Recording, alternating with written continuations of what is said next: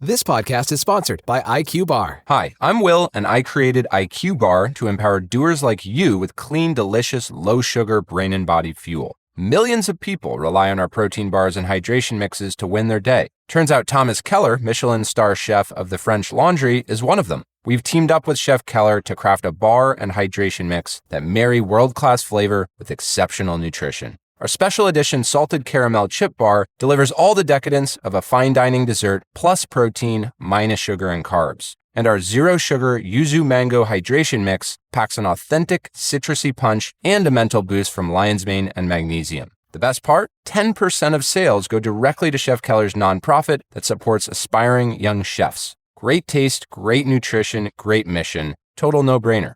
Go to IQBar.com today and enter promo code KELLER20 to get 20% off all IQ Bar products plus free shipping. That's IQBAR.com, promo code KELLER20.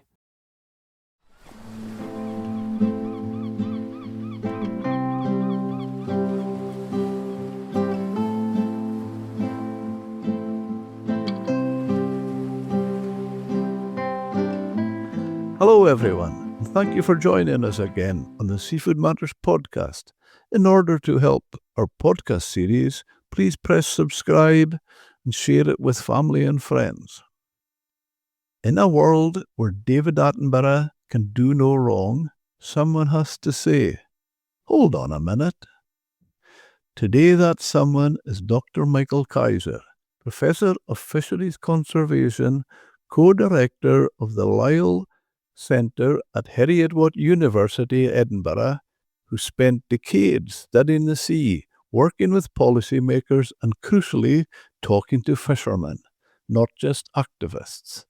In his view, the recent Attenborough-backed call to ban bottom trawling isn't just oversimplified, it's wrong-headed and possibly even harmful. So, is this a noble crusade that's gone too far?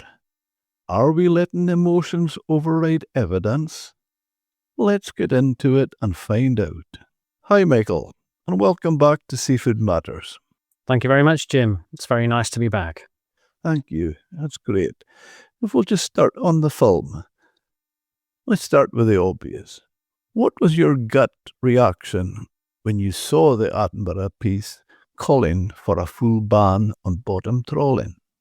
I was very saddened and disappointed by that very simplistic perspective, because what we see is generally that people overlook the more nuanced nature of marine protected areas, and people also fail to understand just how important trawling is as a mechanism for producing really essential food for people around the world, not just in the UK.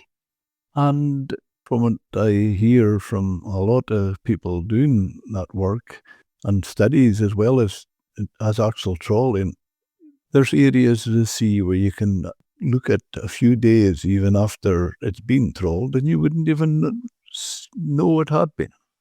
I think the key thing, Jim, is that this whole debate boils down to a number of different issues. The first issue is around the use of marine protected areas and why we have marine protected areas.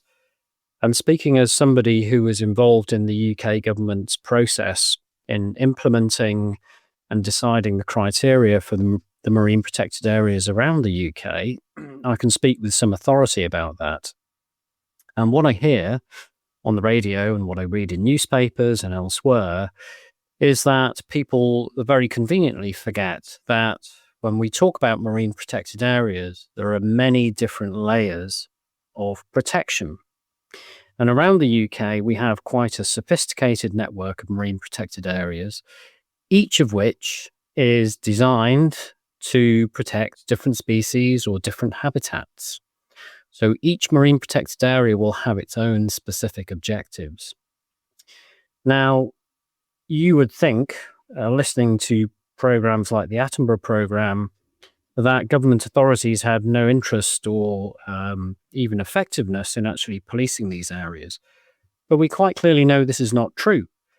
Just last week, a French trawler was very heavily fined for entering a marine protected area several times. And UK authorities had deemed that trawling in that area was inappropriate, and trawling had been banned from that area, and consequently that fishing boat was fined because it shouldn't have been there.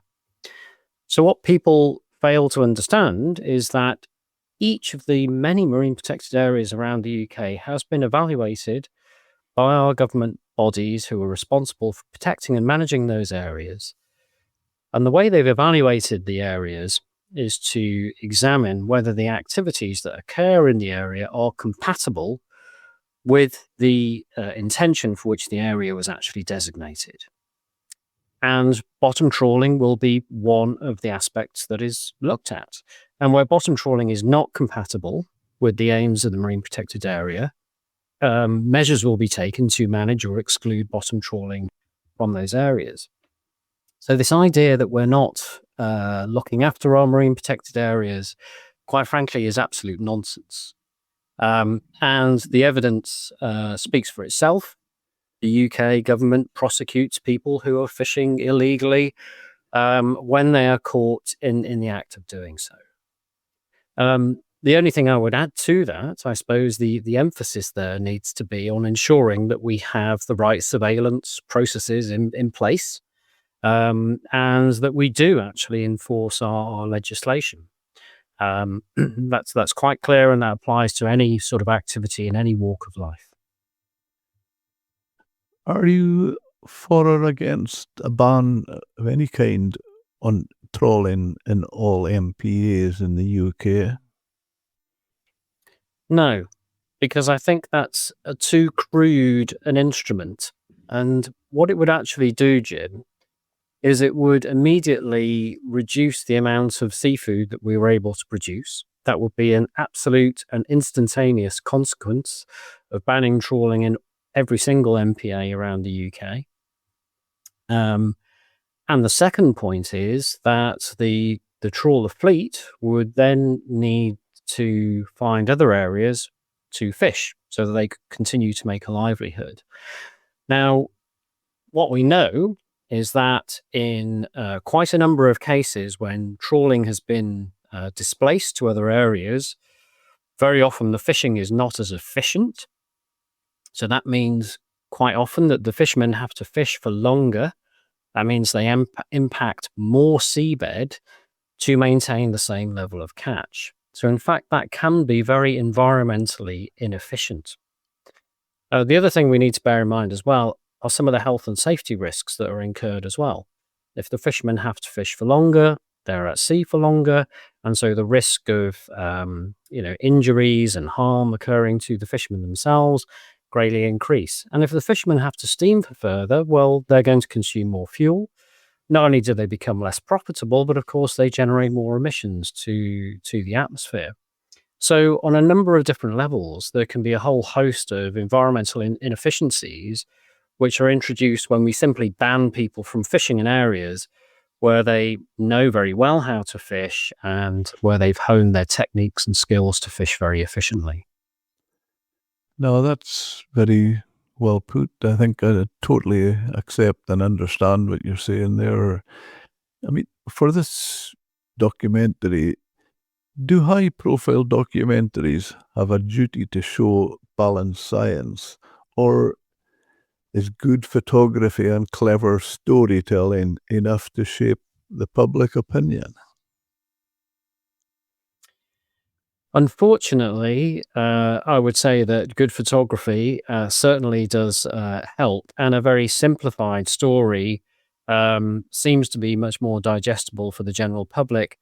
But I think we do the general public an absolute disservice by assuming that they're incapable of evaluating all the evidence that's available. And I think if you're going to produce a documentary, it should be incumbent upon you, if you are purporting to produce a balanced view of a particular topic, particularly one as complicated as, in relation to issues around any sort of fishing activity, it's really important to sort of showcase different aspects of the arguments and try and present a much more balanced view.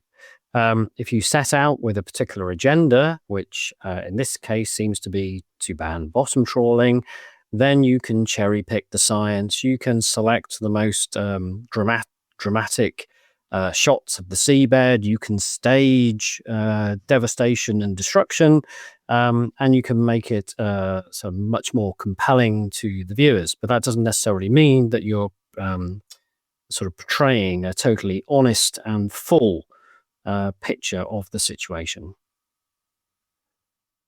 When you mentioned there with the public, has the public been misled by emotionally charged narratives?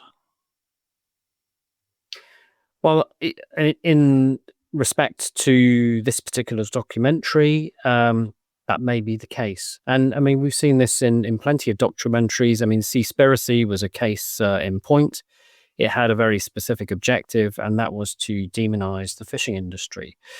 And what I find really interesting is This podcast is sponsored by IQ Bar. Hi, I'm Will, and I created IQ Bar to empower doers like you with clean, delicious, low-sugar brain and body fuel. Millions of people rely on our protein bars and hydration mixes to win their day. Turns out Thomas Keller, Michelin star chef of the French Laundry, is one of them. We've teamed up with Chef Keller to craft a bar and hydration mix that marry world-class flavor with exceptional nutrition. Our special edition salted caramel chip bar delivers all the decadence of a fine dining dessert plus protein minus sugar and carbs. And our zero sugar yuzu mango hydration mix packs an authentic citrusy punch and a mental boost from lion's mane and magnesium. The best part? 10% of sales go directly to Chef Keller's nonprofit that supports aspiring young chefs. Great taste, great nutrition, great mission. Total no-brainer. Go to IQBar.com today and enter promo code Keller20 to get 20% off all IQ Bar products plus free shipping. That's IQBAR.com, promo code Keller20. trying to understand why it is that the fishing industry is demonized, particularly in comparison when we think about land-based forms of food production. And my sort of reason for raising this point is not to point a finger at farming. I'm very pro-farming personally, because at the end of the day, Jim, I'm a pragmatist. Both you and I need to eat food, whether that's corn for our bread, or if you like eating beef, then it's cows. If you like chicken, then it's going to be chicken. And if you like eating fish, it's going to be fish. So whether we're fishing or land-based production, we're going to be interfering with the natural environment in some sort of way, to a greater or a lesser extent. But for some reason, fishing really seems to be dramatized. And when I made this point the other day on the internet, one of the respondents came back to me and said, well, you can't make this analogy with land-based food production because farmers own the land, which to my point of view is, to be quite frank, absolutely irrelevant. If you're involved in the food production industry, if you have an impact on the natural environment, whether you actually own the land or you don't own the land, to be quite frank, is irrelevant. What every body should quite clearly be striving to do is to produce that food while minimizing our environmental footprint, because we all know what the consequences of food production are. They're reducing biodiversity, emissions which are associated with that food production.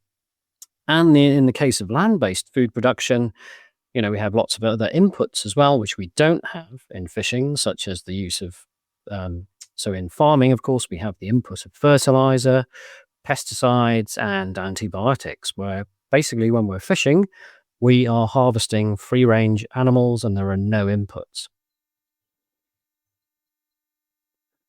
Really good, really good. And when you mention that alternative to bans and MPAs, seasonal closures, gear innovation, could we go some other way?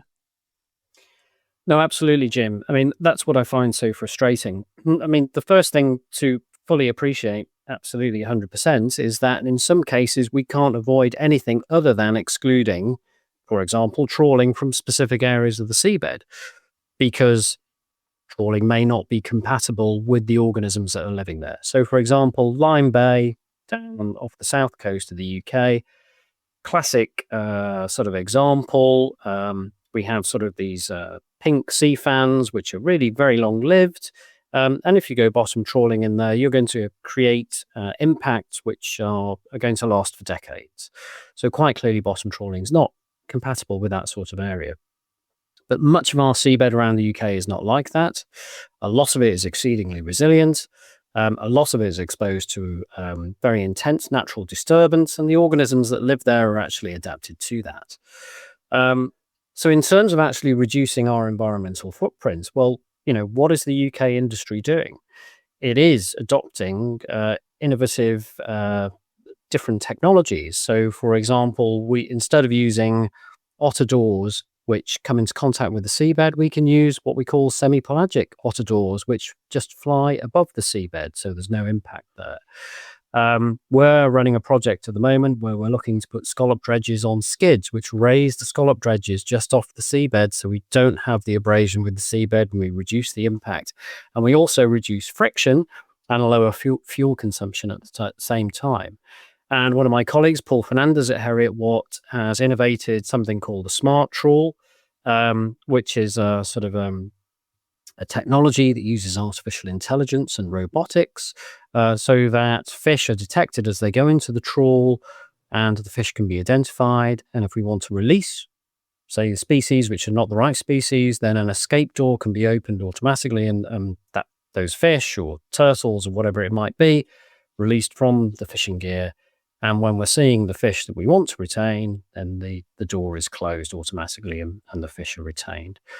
And if we look around the world, there's been huge investments in these sort of technologies, and the industry is adopting them, because the bottom line is this: the more efficient our fishing and harvesting is, then the more profitable fishermen will be, the less time they will need to spend fishing.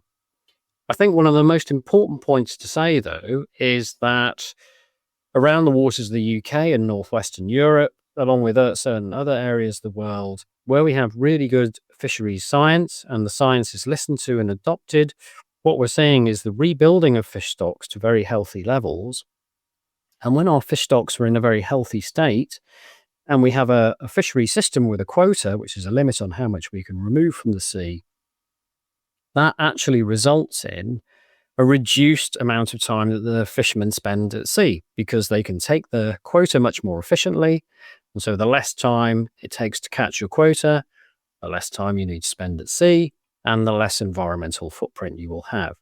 So slowly but surely, we're sort of coming to, we're reaching this kind of virtuous circle, I would describe it as, where the fish stocks are being rebuilt, and fishermen, just as a consequence of that, are actually reducing the environmental footprint that they have. It's really exciting stuff, and I totally accept what you're saying, Michael, and what you're saying there about Smart Trawl and the skids and the scallop dredgers. When you look and see what Tom Rossiter's doing with the catch cam technology, there's so much work being done on this. But you mentioned earlier the farmers. And it's funny, we live on the edge of a farm here. I talk to farmers quite a bit, and they've got so much similarities to what I would say us as in the fishing industry.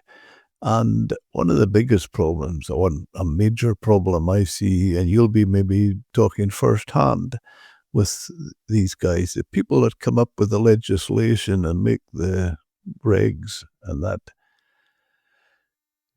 as fishermen say, when they see what they have got to do, there's no practical sense in it whatsoever. And they feel whoever made that paper up has never been on a fishing boat in their lives. And the farmers reckon the exact same.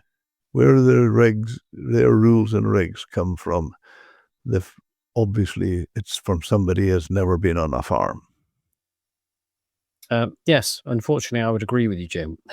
And as soon as you step on board a fishing boat, it's a very sobering lesson in terms of practicality and what can pragmatically be achieved. But I mean, you and I have spoken previously, and you will know that I'm an optimist. And the fishermen that I interact with, particularly through my work as a trustee with Fishing into the Future, really, I think, inspire hope of a new generation of fishermen who really value the environment.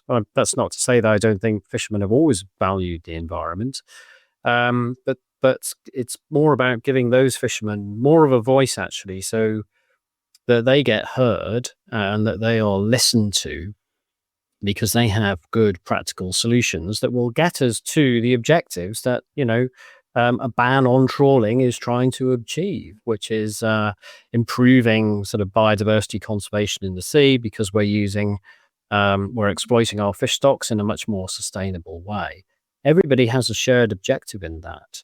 And I think this very sort of blunt approach to banning things really overlooks the value of what these people actually can contribute, because they are the people who are at sea maybe 80% of the year, interacting with the environment. And I think it's quite insulting to them to just simply ignore them. And I think what's really sad about this whole discussion is that there is no consideration given to the people involved. The fact that people have livelihoods at stake here. They may have been fishermen for generation upon generation, and we could potentially be destroying rural livelihoods and and a culture that we value, that many people value for what it is, and it's part of our history and DNA. I think it's credit to you, Michael, that you talk with fishermen and value their input.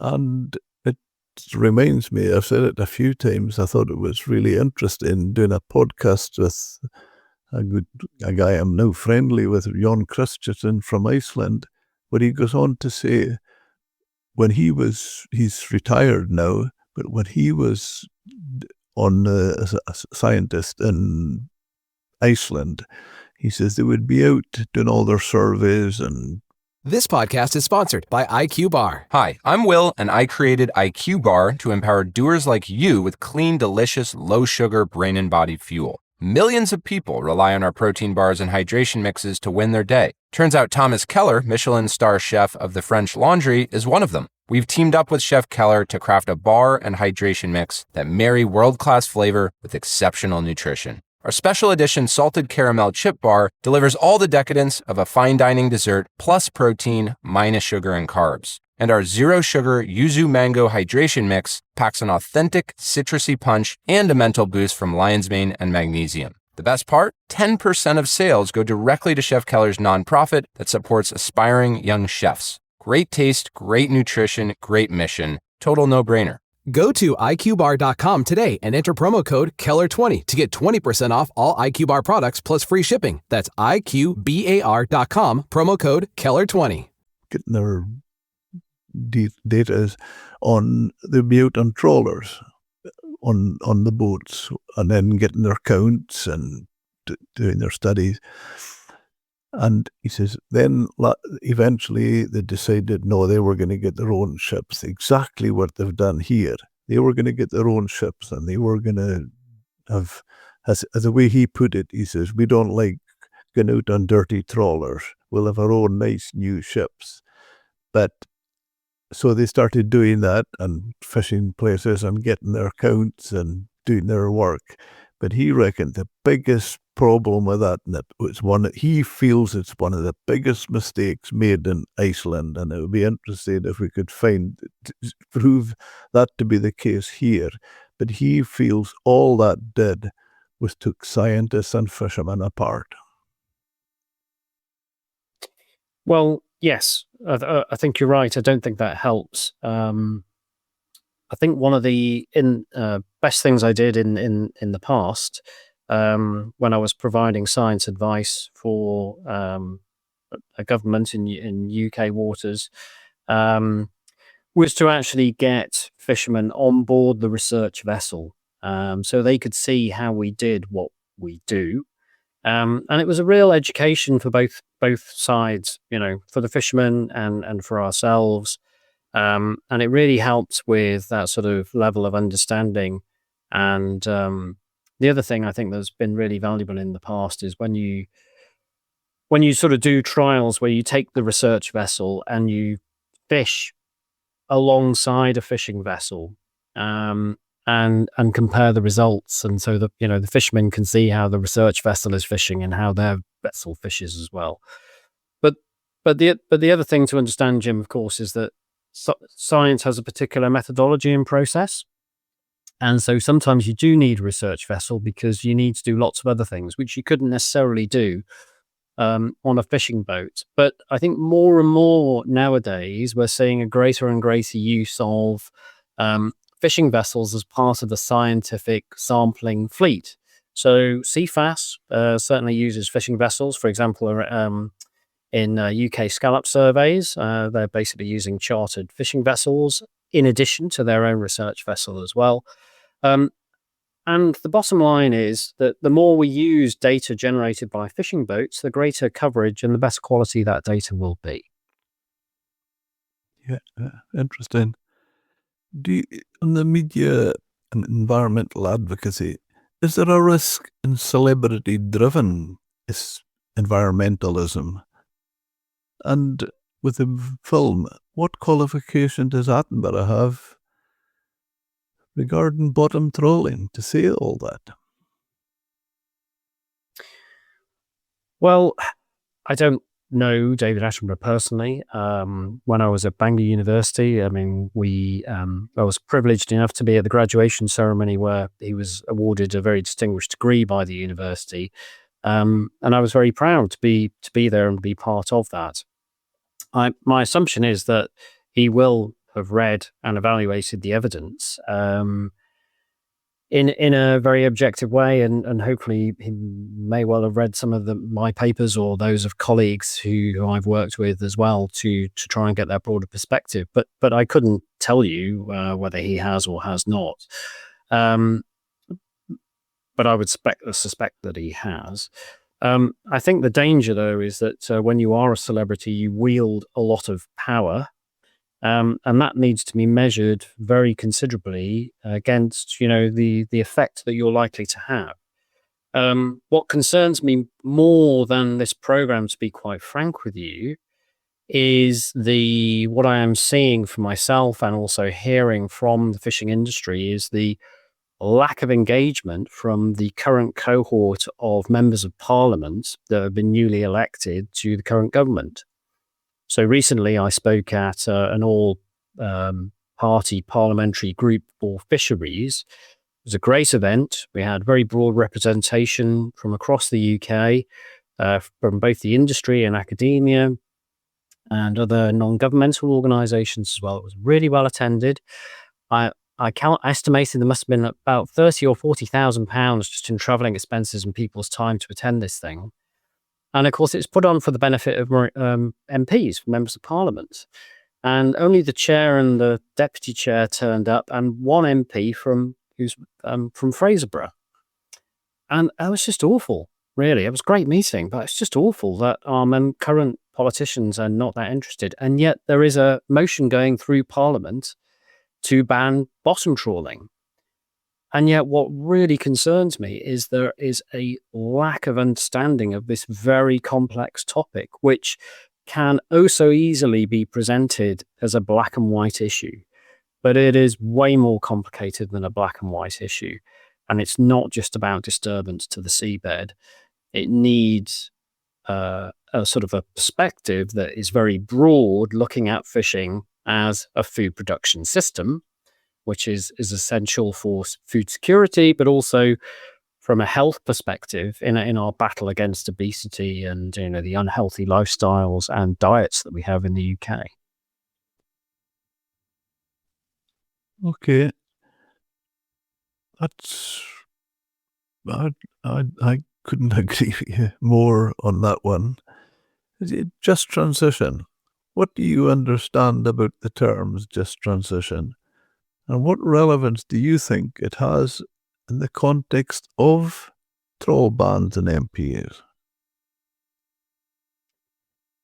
Yeah, so a just transition basically is where you take account of the people who are going to be affected by the policy change that you're suggesting.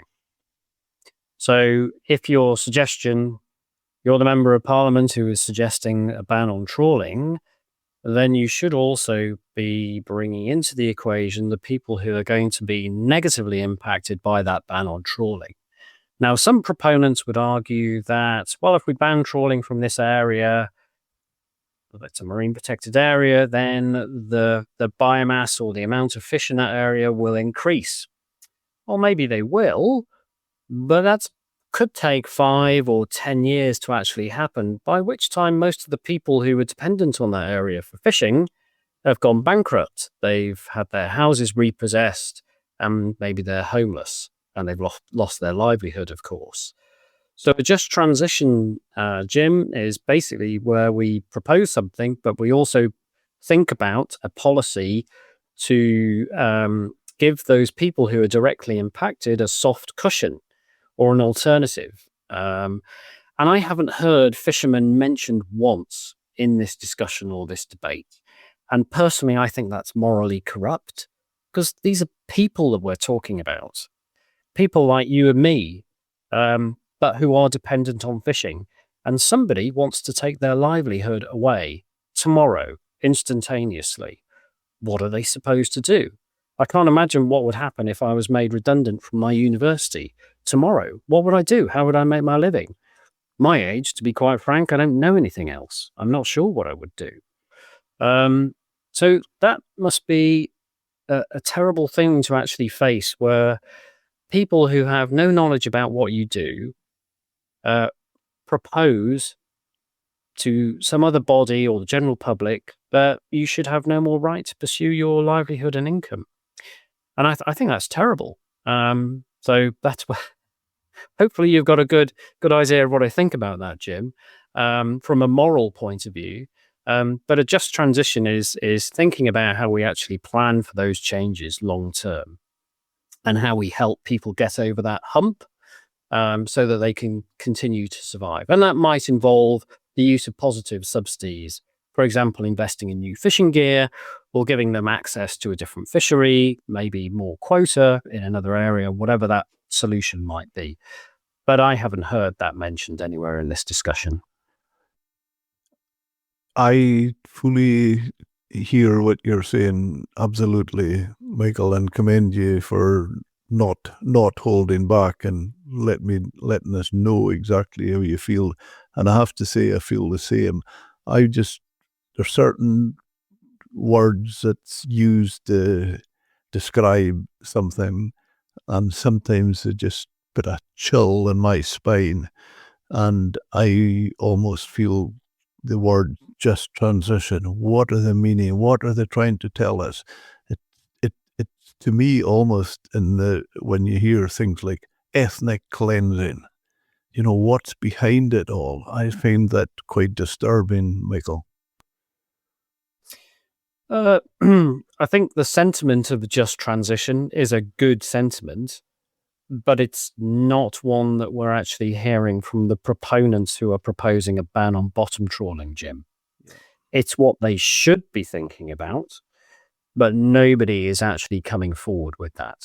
In fact, the only thing they're actually focusing on is just trying to ensure that fishing doesn't occur in certain areas of the sea, without ever for one moment acknowledging the potential for creating more environmental damage by displacing that activity if it continues to occur, by creating more environmental damage by resulting in greater emissions, and by creating cultural chaos potentially, because they're not also suggesting in tandem alternative policies that would help fishermen move to another use of another gear, or fishing on another stock, or whatever it might be, so that they can maintain their livelihoods. And I just think that is a morally corrupt way to go about things.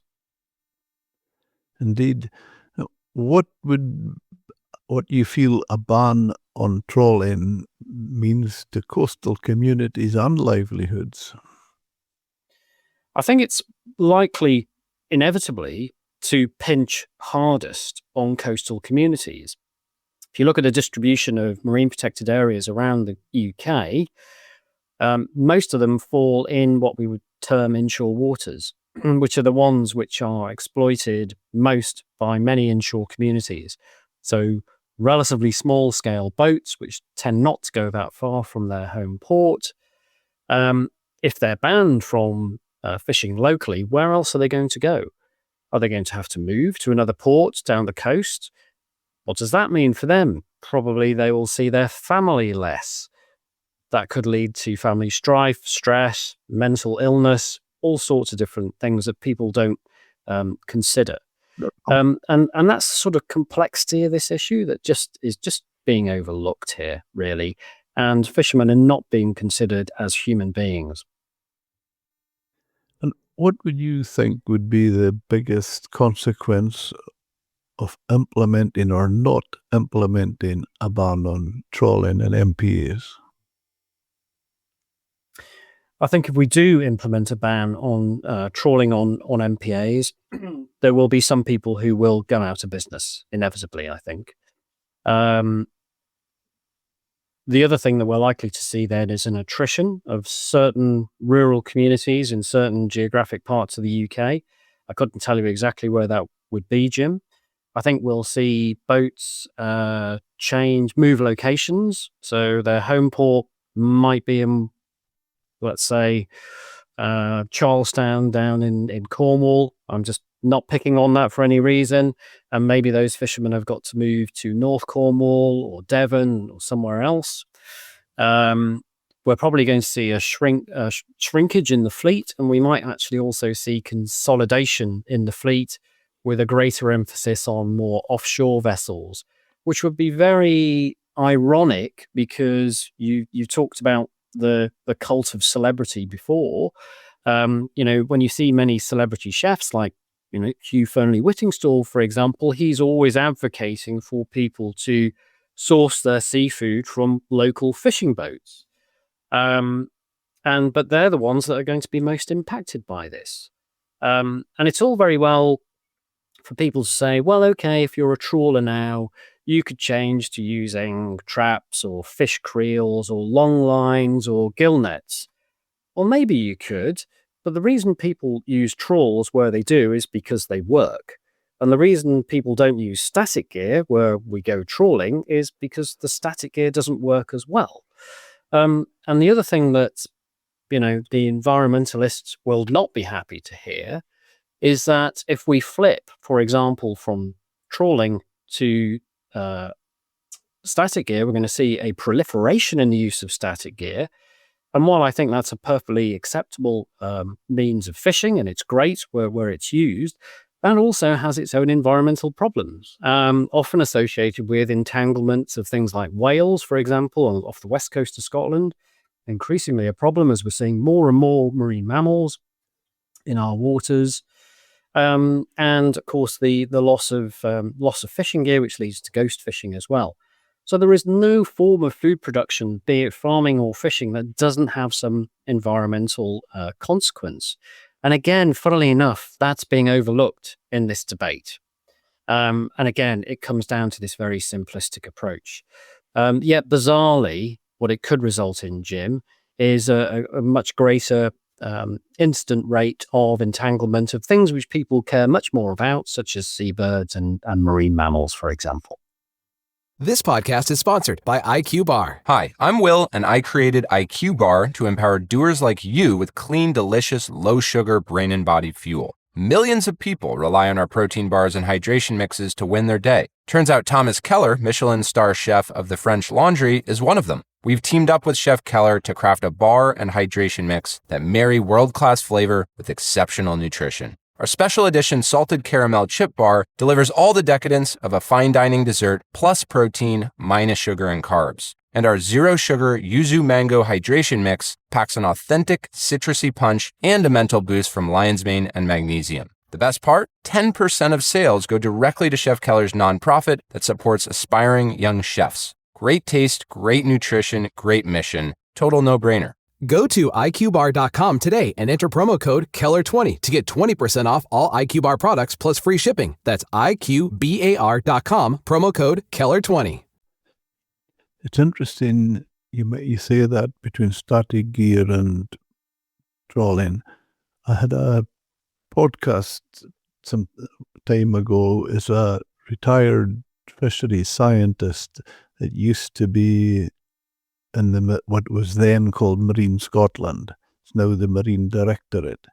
And I just feel, Michael, it's frustrating a bit because what he says, that the figures and the information he has, that must be on record in their files because it was done by them and possibly, I don't know if it still is, but he was saying that for the nephrops, which we call prawns, they actually found that trawling was better on a stock level basis.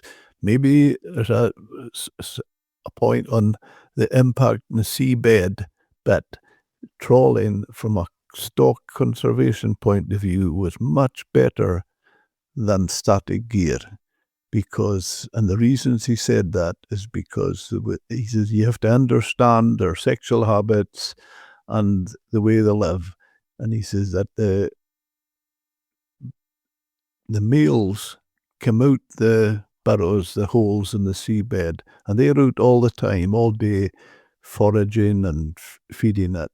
The females come out once a day and to feed, that's all. And when they're trawling,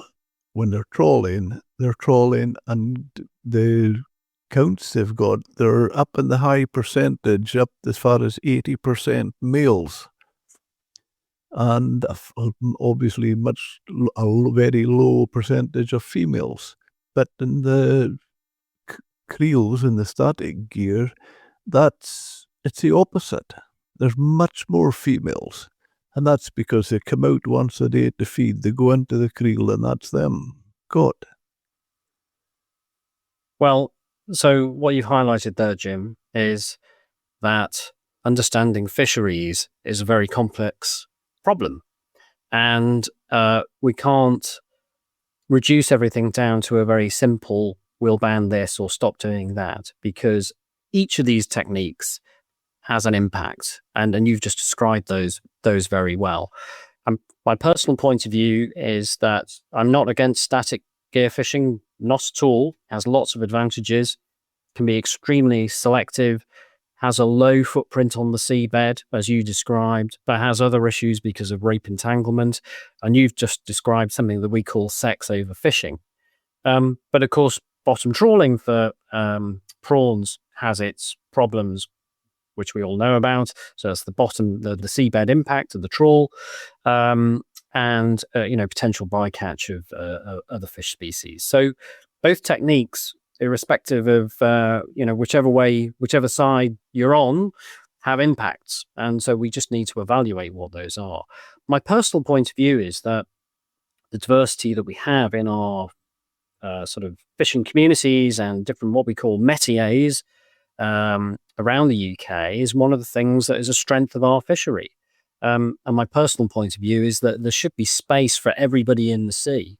I think what would be good, though, is because we know, and you'll be well aware of this, that very often where two sectors of the fishing industry want to use the same bit of seabed, there can be some conflict. And I think what would really benefit the UK industry as a whole would be to sit down and have more of a marine spatial planning approach where we do what some fishermen have done in the UK, actually, and is actually to demarcate specific areas of the seabed that are put aside for trawling and other areas which are put aside for the use of static gear, so that we reduce that sort of conflict and so that the most effective fishing gear can be used in the right place. And that's going to lead to much more efficient fisheries and lower environmental impact at the end of the day.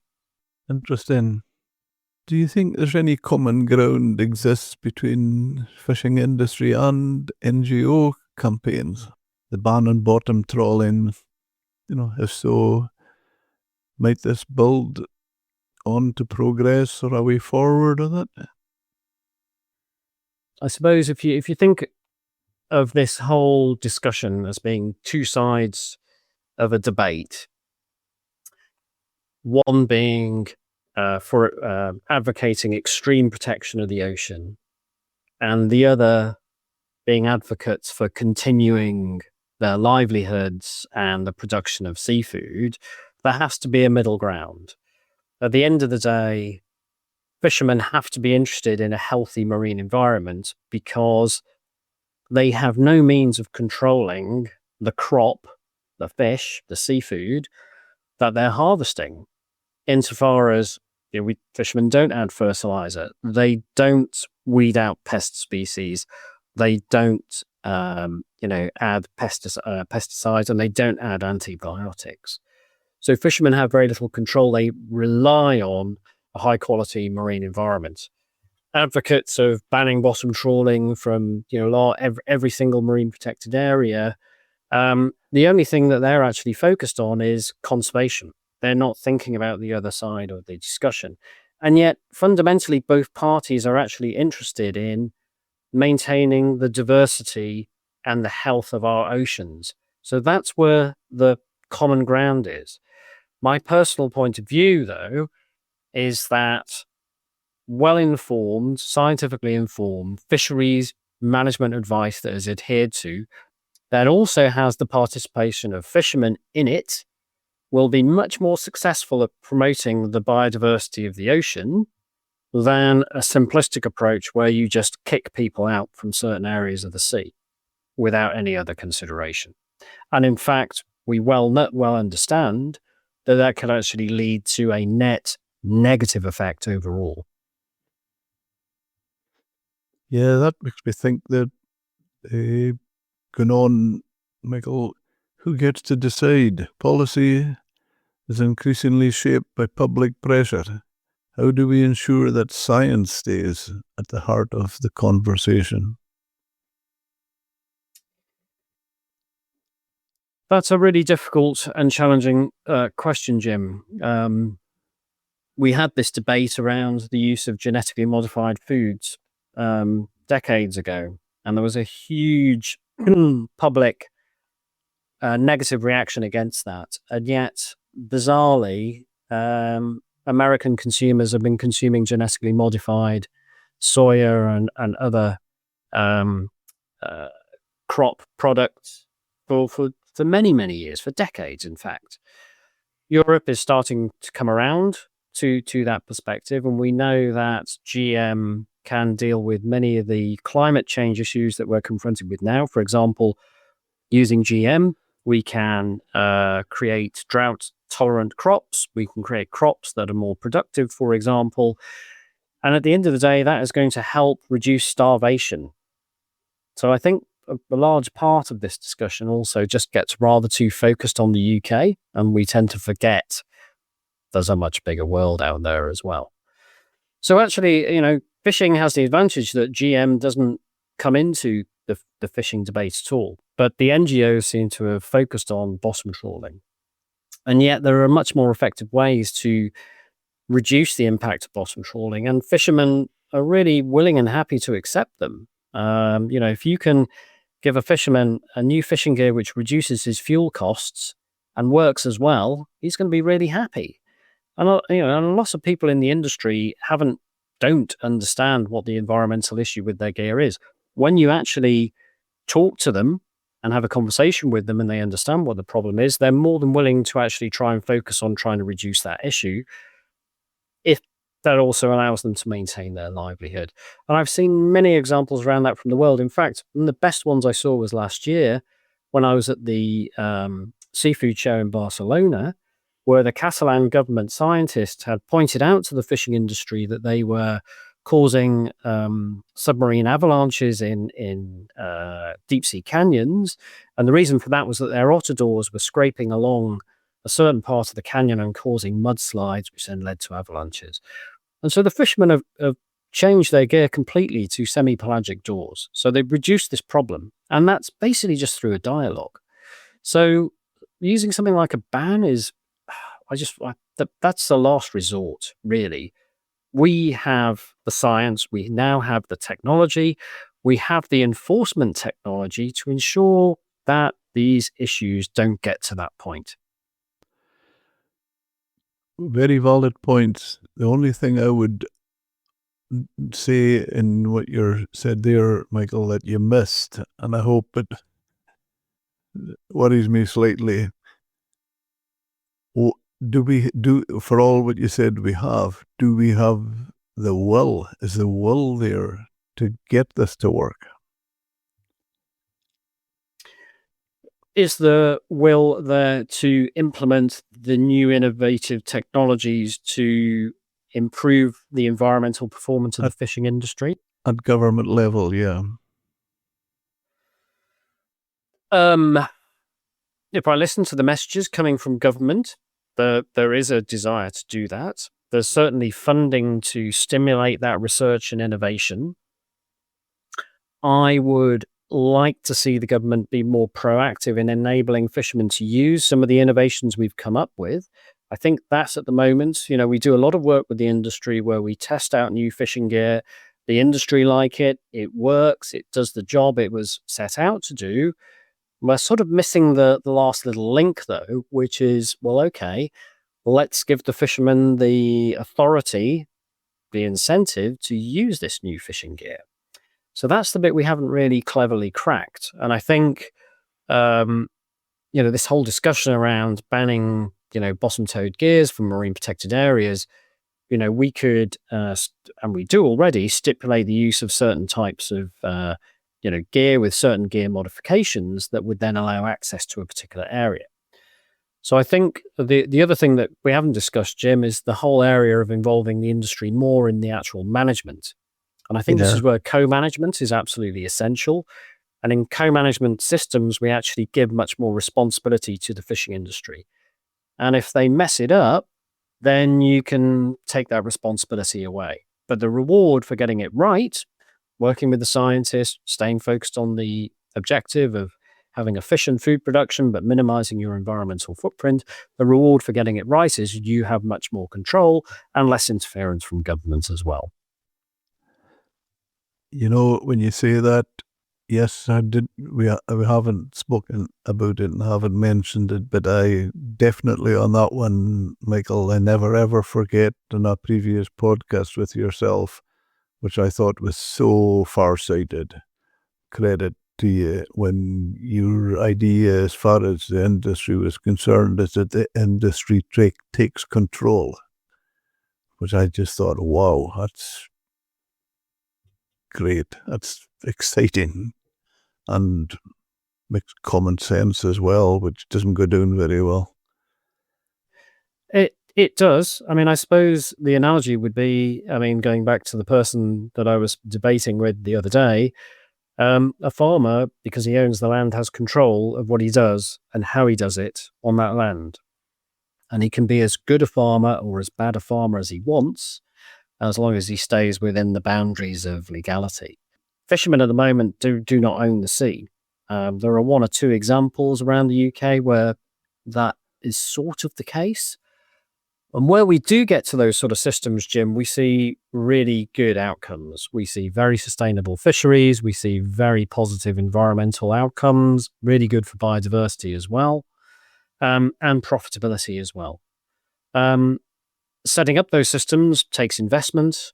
It requires scientific advice and support, and it requires effort on behalf of the fishing industry because they've got to move to doing things in a different way and they've got to get more involved. And this is where my work with Fishing into the Future, I really think is one of the most important parts of my job, because it's about trying to help fishermen gain an understanding so that they can really participate in these sort of processes, so that the fishery science jargon doesn't terrify them, doesn't overwhelm them. They can be part of that discussion.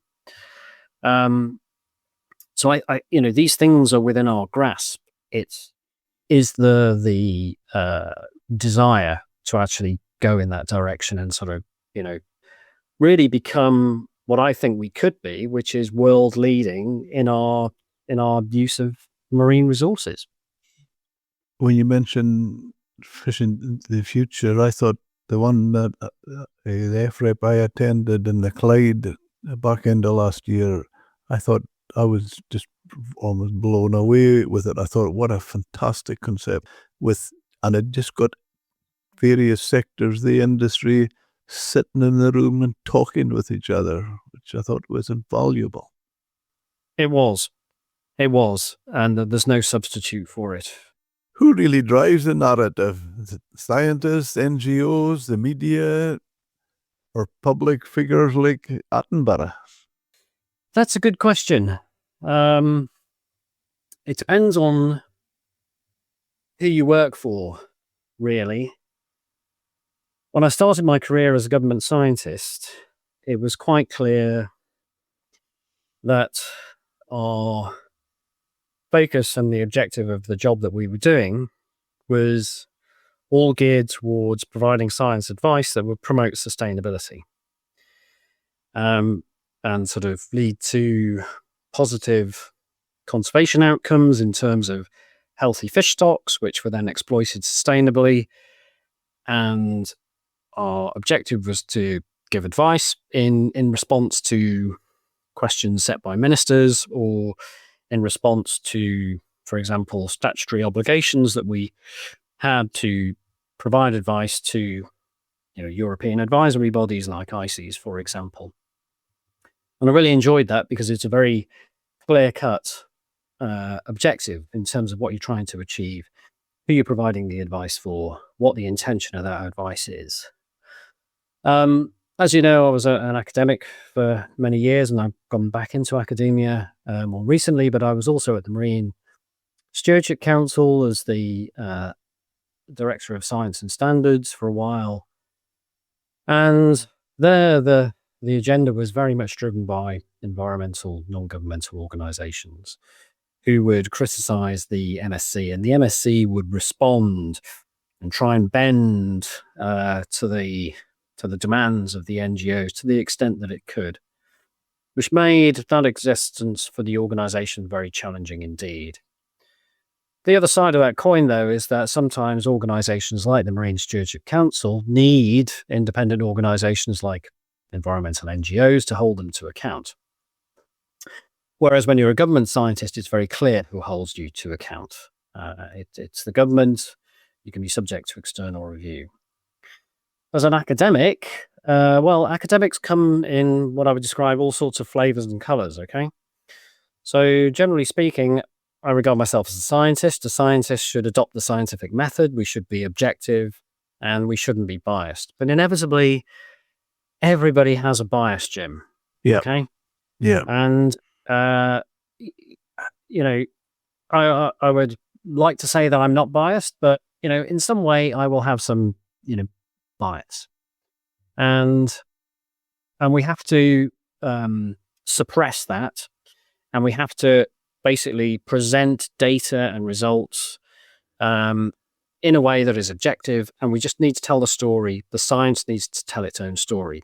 What we shouldn't be doing is putting our own flavor, our own slant on it. And we should also be drawing on, a range of studies that propose alternative viewpoints. So who's driving the agenda? The fact of the matter is that scientists, generally speaking, are pretty boring people. Nerds, if you like. Not many of them are very good at communicating in simple messages to the general public. Fishermen largely are shy, don't want to be in the spotlight, don't regularly like to come forward and tell their story, unless you're Jimmy Buchan, and of course, then you end up with several, marriage proposals or whatever, because you're a famous personality. Bless him. We've got to have at least one fishing personality in the fishing industry. Nobody tells a story like Jimmy Buchan. Well, exactly. But there aren't so many fishermen who are happy to do that on camera. Whereas ENGOs, when you look at the majority of them, most of them, they're sort of staffed by people who have very privileged backgrounds, usually have gone to very good universities, been very well educated. They will, of course, be influenced by who their lecturers are and the slant of those lecturers. I like to think that if you asked any of my students, what Michael Kaiser taught them, I would hope that they got a full and well-rounded picture. So people inevitably will be influenced by the people that they've been exposed to. But the other thing that you can't get away from is that the ENGOs have a lot of money. And the fishing industry actually doesn't have a lot of money, and it's not well organized. And so the ENGOs are able to organize themselves in such a way whereby they can produce very professional media, which is very eye-catching, has simple stories, which is well advertised. They have access to TV channels, and they have the ear of personalities, as we've been talking about. David Attenborough is just one, and obviously very well respected. But if you look around the globe, other personalities that people will have heard of, people like Leonardo DiCaprio, Ted Danson, if you ever were a friend of Cheers, for example. And these people are big supporters and donors to environmental NGOs, and of course they'll have large followings, and so they will have an influence. But when I see an MP from a landlocked constituency raise a motion about bottom trawling, I get very worried. And I do ask the question, when was the last time you actually stepped foot on board a fishing boat? And you could actually ask the same question of many people who work for ENGOs. They might have, had the privilege of going to a tropical atoll and seeing a beautiful coral reef. But I doubt very many of them have spent a week on a fishing trawler in the North Sea in January, for example. So that's where the dichotomy is. And I think, unfortunately, there is this disassociation between what I say and the recommendations I make and the ideas I put out there, and what the consequences are for people who will be affected by what I'm saying and what I'm actually doing. And it was an ethos that I've always tried to stimulate in my research group and colleagues I work with. I always say, before you write that scientific paper, pin a note above your desk that says, remember, every time I make a recommendation that is a scientific recommendation, that has the potential to impact somebody's life. And it may not be in a good way. So you better be certain that what you're saying really matters before you say it. And I think that should be incumbent on all of us. But I'm afraid, as we know, not everybody thinks in the same way. It's very powerful, but I have to say, and I'm sure you know yourself, that's not the case with everybody. Sadly, no. Yeah. But I was talking the same language as the NGOs, and as you said earlier, they've obscene amounts of money. Indeed, and yet, as I said before, when we were talking about two sides of the debate and coming basically from different ends of the spectrum towards a common shared goal, which is the question that you asked me, that money could be spent in a very positive way in trying to lead initiatives that would promote co-management or would promote positive change to a new gear technology that would lead to a more positive environmental outcome. And in that way, it would take the industry, people need to take the industry with them rather than just beating them with a big stick, basically. On trawling and food security, can we feed a growing population without bottom trawling? And are we not feeding billions of people worldwide, not just saving seagrass?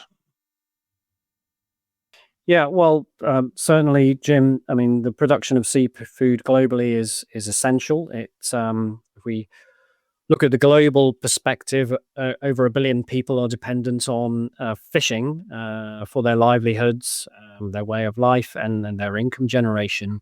Importantly, half of those people globally are women. So it's not just about the production of fish on a fishing boat, it's also how you process that fish, sell it on, and what you do with it as well. And trawling accounts for 25% of all of that of the wild caught seafood that's generated around the world. So it's a huge contributor, and it's very effective in terms of amount of food per unit of energy consumed, it outperforms many forms of land-based food production. And that's particularly the case when fish stocks are well managed. So one of the world's most efficient trawl fisheries is the Alaskan pollock fishery, which feeds its product into McDonald's, I believe, and it's a Marine Stewardship Council certified fishery. Very well managed, very sustainable fish stock. As a result, minimal and minimized environmental footprint, and of course reduced emissions as well. Makes it very efficient from that perspective.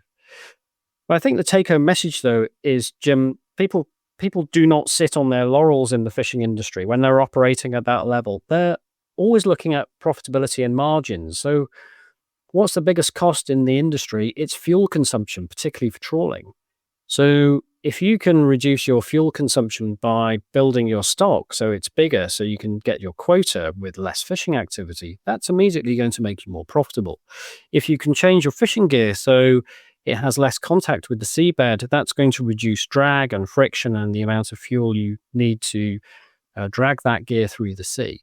That's going to increase your profitability. So there's pretty strong incentives to actually minimize your environmental footprint. So I can't see trawling going away overnight, because the question is, what would we replace it with? If you were to replace the food produced by trawling with, say, land-based protein products like soya, for example, you would have to cut down massive tracts of rainforest to convert them over to, for example, to agricultural land where you could grow that soya. So if we just pull this lever and switch off trawling, we're going to create some other environmental impact, and probably on the land, which is already under intense pressure, as we know, and where we have lots of examples of species extinctions, where we've had actually very, very few species extinctions in the marine environment. And again, I go back to the point I made. In the marine environment, we're not using all the inputs that we tend to have to use in the land environment, with sort of intensive production systems with fertilizer, so on and so forth. And this is something that we need to bear in mind, that banning trawling is going to have other, possibly much more serious environmental consequences. I asked AI for a question. The response was a challenge to Attenborough. If Dr. Kaiser had 5 minutes with Sir David, what would you say? 5 minutes with Sir David. I think I would try and put across the argument, the discussion that we've been having tonight, but in a much more succinct way, Jim. I mean, I think I would point out the issue about no inputs. I would point out the fact that when we get the science right and we have fisheries that are well managed, well enforced, we end up with a much more efficient means of food production with a much lower environmental footprint. But I would really emphasize in that conversation the human aspect of fishing and banning something like trawling and the consequences of that for rural communities and livelihoods. And that it, by removing trawling from these marine protected areas, it's not going to benefit those communities. Maybe in 10 years' time, maybe in 15 years' time, at which point then all those houses in those rural communities are going to be second homes. And it's just going to be a Disney World type tourism experience for holiday makers in the summer and the weekend. And those communities are going to be dead in the winter, as we know we are starting to see in various locations around the UK. Yeah, no, that's powerful. That's powerful. On a personal note, Michael, which book or article do you think everyone in fisheries should read? The book article that you should read is Kalansky's The Cod. Oh, it's a brilliant book. Yeah. I think John Goodloe will never forgive me for not saying his book. But I'm afraid Kalansky's The Cod really teases apart that close interassociation between humans, their dependence on seafood, and the importance of that seafood as a livelihood, and underlines that when you do get it wrong, and the science is wrong, and the political will is not there, and people are not being honest with the industry, and the industry are not listening, then it goes badly wrong. And we can see the consequences of what happened. But then the corollary is true. When you get it right, and you talk to people on a level basis, and treat them like human beings, and have a much more aspirational approach, then fishing can be a wonderful and sustainable thing, and fishermen can be custodians of the sea. That's a great recommendation. I totally agree. Have you read this book, Salt? I have not yet. That's definitely well recommended. We have one word to describe the future of British fisheries. One word. I would have to use two, Jim, because I would use a qualifier. I would say potentially brilliant. Oh, that's a good positive response. I totally accept the two on that one. Because Sorry to bend your rules. No, that's totally acceptable because we can see what a potential in that. Definitely, it's both are good. Where can our listeners follow you online, Michael? Well, I've switched from X, what was Twitter, to Blue Sky these days. LinkedIn, quite active on LinkedIn, and also through the Heriot-Watt University portal. If you just Google my name, if you just type in Michel, Kaiser, Kaiser, and normally you'll find out what I'm up to. And I also have my own YouTube channel as well, where from time to time I post small talks that will deal with these issues. And when you publish the podcast, Jim, if you'd maybe be so kind as to put a link there, I've got YouTube talks, about 15 minutes on bottom trawling, which if people want to see some of the facts and figures that we've published previously, then they're welcome to do so there. That's brilliant because we go out on YouTube as well, so it will definitely get you a link. That sounds great. I think we'll fold it up, Michael, and just thank you very much. I think it's lovely to actually, although even in the doom and despondency at times, it's great that you've given it a positive slant. I like that. I like to feel myself, I'm a glass half full person, not half empty. And you certainly are. So thank you. Yes. Well, there's no point being a doom monger, is there? We have to, if we don't aspire to better things, then we're never going to improve anything, are we? That's for sure.